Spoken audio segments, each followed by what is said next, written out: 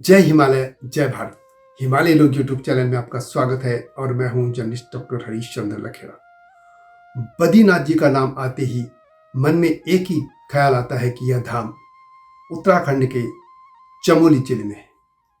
लेकिन आपको आज यह बता दूं कि बद्रीनाथ जी हिमाचल प्रदेश के किन्नौर घाटी में भी विराजमान है। किन्नौर घाटी और यानी वहां का जो बुशहर रियासत थी उसी के एक किला है कामरू किला, उसी में भगवान बद्रीनाथ जी आज भी विराजमान है। और यह वही रियासत है जिस रियासत के राजा थे अंतिम राजा वीरभद्र सिंह, और जो हिमाचल प्रदेश के मुख्यमंत्री भी रहे और जिनके परिवार ने हाल फिलहाल में हिमाचल में राजनीतिक उथल पुथल मचा रखी है। उन्हीं के वंश के हैं विक्रमादित्य सिंह, जो कि मंत्री भी थे और कांग्रेस की जो प्रदेश प्रेसिडेंट है और सांसद भी हैं मंडी से, वे हैं प्रतिभा सिंह। उन्हीं के जो वंश था राजवंश, उन्हीं का एक किला है और उन्हीं की इसी कामरू का जो किला है वहीं पर भगवान विराजमान है। और माना जाता है कि ये जो वंश है वीरभद्र सिंह का, वो इसी किले से उन्होंने राज शुरू किया था। इसी बारे में मैं विस्तार से आपको बताऊंगा, लेकिन आपसे अनुरोध है कि हिमालय सभ्यता पर केंद्रित इस चैनल को यानी हिमालय लोग को सब्सक्राइब अवश्य कर दीजिए। मेरा एक और चैनल है न्यूज पर, वो है न्यूज HCL न्यूज, उसको भी देखिएगा। तो बात करते हैं पहले बुशहर रियासत की। बुशहर रियासत हिमाचल प्रदेश की वो 32 जो रियासतें थी जो कि आज़ादी के बाद उनका विलय हुआ और हिमाचल प्रदेश अस्तित्व में आया था, उसी में से एक थी ये बुशहर रियासत।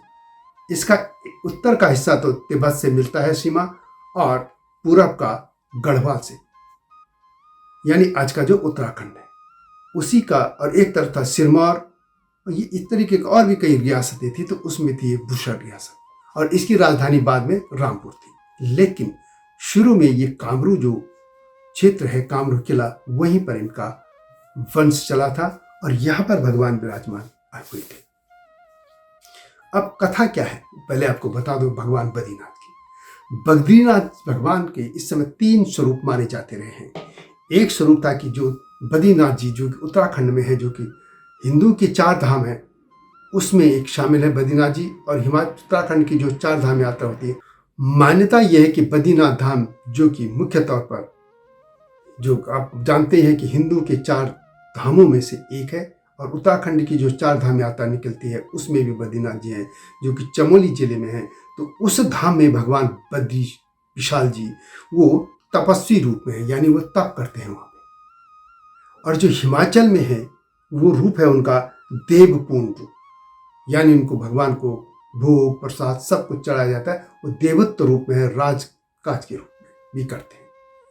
और एक और रूप था भगवान बद्रीनाथ जी का, वो था अन्नपूर्णा यानी बुलांदा बद्री, और वो थे गढ़वाल रियासत के राजा, जो कि बाद में टिहरी रियासत बने, उनके राजा।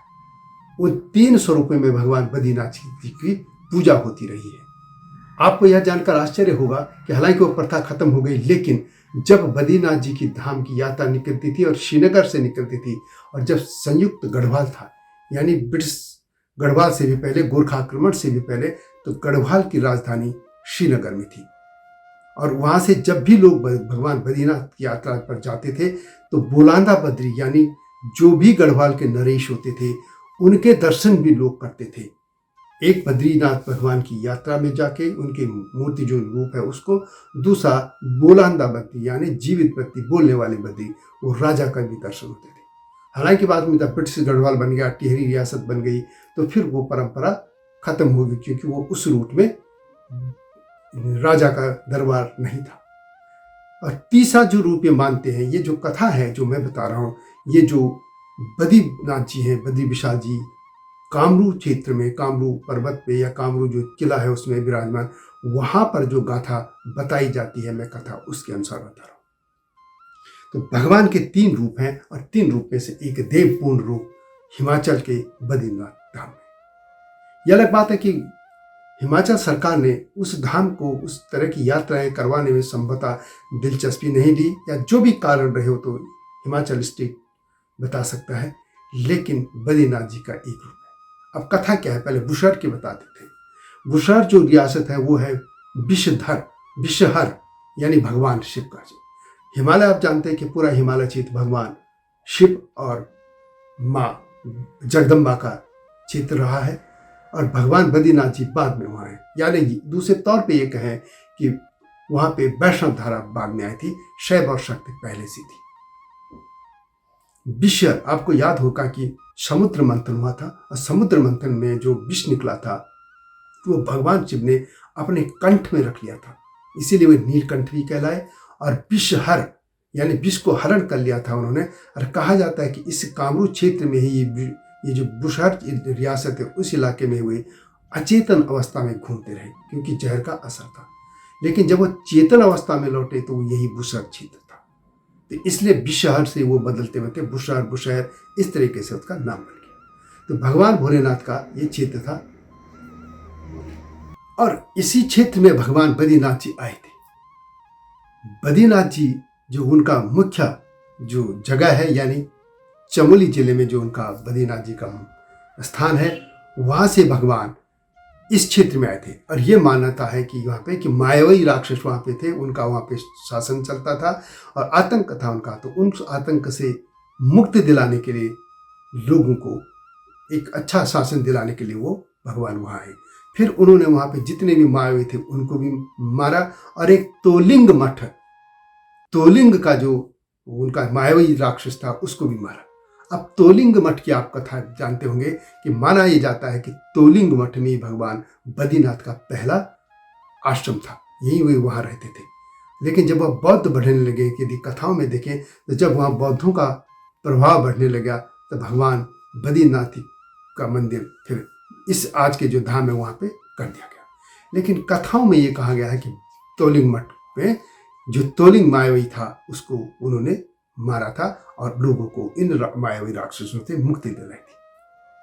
उसके बाद और भी कथाएं हैं, भगवान श्री कृष्ण की भी आती है। उनके ये जो वंश है कुशर जो राजा का, वो उनके पुत्र प्रद्युम्न के ही से चला था, बाणासुर की पुत्री थी। हालांकि यही कथा उत्तराखंड के उखी मठ को लेकर भी है कि वहाँ पे बाणासुर का रास्ता उनकी पुत्री उषा ने सपने में भगवान जो श्री कृष्ण से उनके पौत्र अनिरुद्ध उनको देखा था। फिर अपनी जो मित्र थे उनकी चित्र देखा मायावी, उनसे उनका चित्र बनवाया था, उनको सपने में देखा था उनमें कि इस तरीके एक व्यक्ति मेरे सपने में आया है। तो जब उन्होंने चित्र बनाया तो देखा तो भगवान श्री कृष्ण के पौत्र थे। तो फिर उषा ने उनका अपहरण करा दिया था। अपहरण करने के बाद जब सुबह अनिरुद्ध ने देखा कि वो उषा के साथ हैं, उनको गांधर्व विवाह हो गया था। फिर भगवान जब कृष्ण को पता चला तो फिर युद्ध हुआ, बाणासुर भी मारे गए, उनके पुत्र भी मारे गए। तो फिर जब चूंकि पुत्र विहीन हो गए थे वो, तो राज चलाने के लिए अनिरुद्ध यानी भगवान जो श्री कृष्ण है उनके पुत्र प्रद्युम्न सिंह, उन्होंने वहाँ पे राज शुरू किया और उनके बेटे अनिरुद्ध से के बाद फिर वो राजवंश चला। ये भगवान बद्रीनाथ जी ने जब वहाँ पे मायावी राक्षसों को मार दिया तो उसके बाद वो स्वर्ग से ही जो भगवान श्री कृष्ण के पौत्र थे और पुत्र उनको लाए थे, और उसके बाद प्रद्युम्न को उनके पुत्र को और उनको राजा बनाया था। और उसके बाद ये वंश कथाएं हैं, पौराणिक कथाएं, किंवदंतियां हैं, इनका इतिहास से बिल्कुल कोई अर्थ नहीं। ये जो कथाएं मैं वो आपको बता रहा हूँ। इसके अलावा और भी कहा जाता है कि 2 भाई थे, 2 भाइयों में से ये कहा गया कि जो पहले वहाँ दरबार में पहुँचेगा वो राजा बनेगा। तो प्रद्युम्न पहले चले गए थे और जो बड़ा भाई था वो बाद में गया, तो फिर वो उनका कुल पुरोहित बन गया। इस तरह की कथाएं हैं, बहुत सी कथाएं हैं। लेकिन मुख्य तौर पर यह है कि भगवान बद्री विशाल हिमाचल के कामरू क्षेत्र में भी बसते हैं, निवास करते हैं। और आशा की जानी चाहिए कि हिमाचल प्रदेश सरकार इस धाम की भी तीर्थ यात्रा शुरू कराएगी बड़े पैमाने पर। लोकल स्तर पर तो लोग जाते होंगे, लेकिन पूरे भारत खंड से लोग वहां जाए, ऐसी उम्मीद की जानी चाहिए। वीडियो कैसे लगी कमेंट में अवश्य लिखें। इस तरह की अनछी जो कथाएं हैं आपके सामने लाऊंगा पूरे हिमालय क्षेत्र की। मिलता हूं जल्दी ही नई गाथा के साथ, लेकिन आप भी एक बार अवश्य स्मरण कीजिए भगवान बद्री विशाल को। मिलता हूं जल्दी, तब तक जय हिमालय, जय भारत। हिमालय पे पेड़ हो तो गीत गाएंगी नदियाँ, गीत गाएंगी नदियाँ। पेड़ों पे चिड़िया है तो गीत गाएंगी नदियाँ, पेड़ों पे चिड़िया है तो गीत गाएंगी नदियाँ। माँ की लोरी जैसे होते हैं नदियों के गीत,